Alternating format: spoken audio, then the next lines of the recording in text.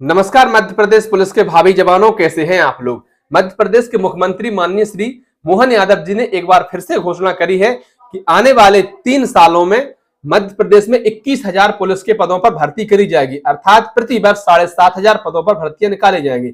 अगर आपको मेरी बात पर विश्वास नहीं हो रहा है तो एक बार आप ये फोटो देख सकते हैं, ये पोस्टर देख सकते हैं। इसमें लिखा है रिक्त पदों की पूर्ति के लिए लगभग 7500 पदों की भर्ती हर वर्ष करते हुए 21,000 पदों की भर्ती अगले 3 वर्ष में पूरी की जाएगी। डॉक्टर मोहन यादव मुख्यमंत्री जी के द्वारा कहा गया है। मैंने जैसे ही यूट्यूब के माध्यम से आपको इस बात की सूचना दी, कुछ लोग कहने लगे कि भाई आप क्यों बार बार एक ही पोस्ट डाल रहे हो, बार बार उसी पोस्ट को क्यों डालते हो। तो मैं आपको बता दूं, जो नए नए मुझसे जुड़े हैं, जो पहले से जुड़े उन्हें पता है कि अपने यहाँ कोई फर्जीवाड़ा का सिस्टम है ही नहीं। जो बोलते हैं ऑथेंटिक, जब खबरें मिलती हैं उसी के बाद बोलते हैं। अब आप चाहें तो मध्य प्रदेश गृह मंत्रालय का जो फेसबुक पेज है, वेरीफाइड पेज, उस पर आप क्रॉस चेक कर सकते हैं। नहीं तो ये स्क्रीनशॉट देख लीजिए।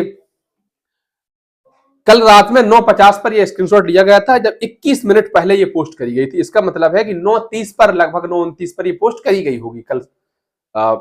तो इसमें क्या लिखा है कि रिक्त पदों की पूर्ति के लगभग 7500 पदों की भर्ती हर वर्ष करते हुए 21,000 पदों की भर्ती अगले 3 वर्षों में पूरी की जाएगी। डॉक्टर मोहन यादव मुख्यमंत्री। तो ये होम डिपार्टमेंट अर्थात गृह मंत्रालय के द्वारा पोस्ट किया गया है।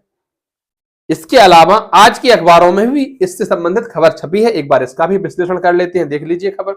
मध्य प्रदेश पुलिस के लिए बन रहे 25,000 नए मकान, 3 साल में 21,000 पदों की भर्ती प्रक्रिया पूरी हो जाएगी। तो इन्होंने कहा है कि मध्य प्रदेश में पुलिस के लिए नए मकान बन रहे हैं। जी आप क्वार्टर की व्यवस्था करी जा रही है, वो वाला क्वार्टर नहीं जो आप समझ रहे हैं, आवास वाले क्वार्टर की व्यवस्था करी जा रही है, क्योंकि पहले के शायद पुराने हो गए होंगे, जर्जर हो गए होंगे, इसलिए नए मकान बनाए जा रहे हैं।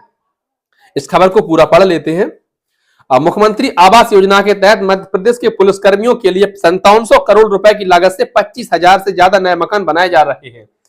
तो कल को जब आप पुलिस में भर्ती होंगे तो आपको नए मकान मिलेंगे, ऐसी संभावना है। माफ करिए, पुलिस जवान ठंड, गर्मी, बरसात और त्योहार भूलकर अपनी ड्यूटी निभाकर लोगों को सुरक्षा देते हैं।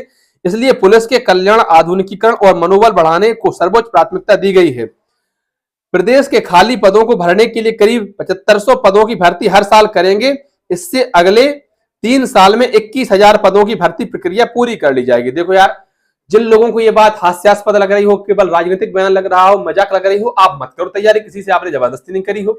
जो अभ्यर्थी सीरियस है, आप गंभीरता से तैयारी करो, क्योंकि अपन को जो मुख्यमंत्री जी हैं उनकी बात मानने के अलावा कोई विकल्प भी नहीं है। कोई और कहने वाला भी तो नहीं है कि हम भर्ती करेंगे, या वो जो कह रहे हैं झूठ कह रहे हैं। तो बेरोजगारों के लिए तो यही सच मानकर चलना चाहिए। इसके अलावा एक बात यह भी है कि आने वाले सालों में मध्य प्रदेश में उज्जैन में कुंभ होना है, और आप जानते हैं कुंभ जैसे मेले के लिए या कुंभ जैसे आयोजन के लिए भारी संख्या में पुलिस बल की आवश्यकता पड़ती है। तो बाहर से क्यों पुलिस बल मंगाया जाए, खुद की भर्ती कर ली जाए। और जब पद रिक्त हैं ही तो भर्ती उन पर करी जा सकती है। कोई बहुत बड़ी बात नहीं है कि 21,000 पदों पर 3 सालों में भर्ती कर दी जाए, है ना।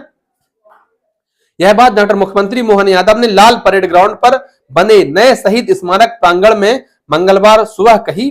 पुलिस स्मृति दिवस परेड 2025 के मौके पर आयोजित कार्यक्रम को संबोधित करते हुए उनकी जीरो टॉलरेंस नीति का भी जिक्र किया। कहा कि इस साल 1.5 करोड़ के इनामी 10 नक्सलियों का खात्मा, जयपुर सीरियल ब्लास्ट के आरोपियों की गिरफ्तारी और आतंकवादियों के खिलाफ सख्त कार्रवाई ने मध्य प्रदेश पुलिस का नाम देश में ऊंचा किया है। कार्यक्रम के दौरान मुख्यमंत्री ने इस साल शहीद हुए पुलिसकर्मियों के परिवार से भी मुलाकात करी है। तो जो अभ्यर्थी मध्य प्रदेश पुलिस में शामिल होना चाहते हैं, जो मध्य प्रदेश पुलिस की तैयारी कर रहे हैं, जिनको मतलब जो नए नए अभ्यर्थी हैं, जिनको लगता है कि शायद इस साल हमें पर्याप्त समय नहीं मिल पाया है, हमारी पूरी तैयारी नहीं हो पाई, हम कोर्स कंप्लीट नहीं कर पाए हैं, तो कोई बात नहीं। आप ये जो परीक्षा है ये सिर्फ डेमो के तौर पर दे सकते हैं कि इसमें कैसे प्रश्न आते हैं, किस प्रकार से हम और इंक्रीज कर सकते हैं, क्या क्या पढ़ सकते हैं।